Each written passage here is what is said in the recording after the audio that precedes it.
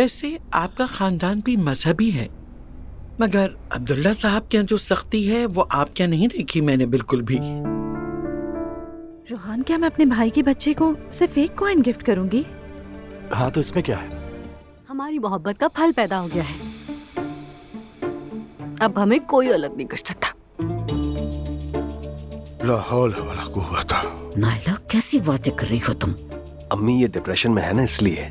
हम 2 साल से साथ थे, एक दूसरे से मोहब्बत करते थे, लेकिन अचानक से इसने तुमसे शादी करने का फैसला किया, मेरे पास आया और सब कुछ खत्म कर दिया।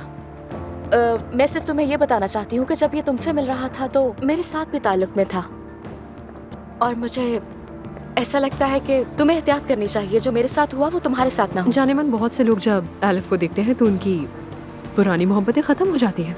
तुम ऐसी बातों की फिक्र मत करो। चलो स्वीटहार्ट,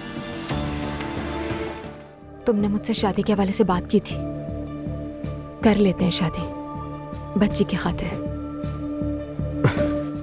तुम्हें अपने शौहर से दोबारा निकाह करना है, उसके बाद कफालत का मसला नहीं रहेगा।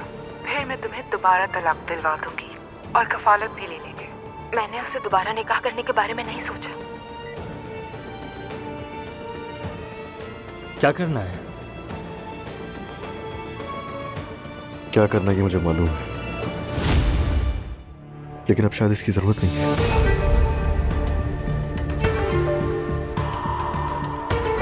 क्या मतलब? यानी हमें शादी नहीं करनी चाहिए।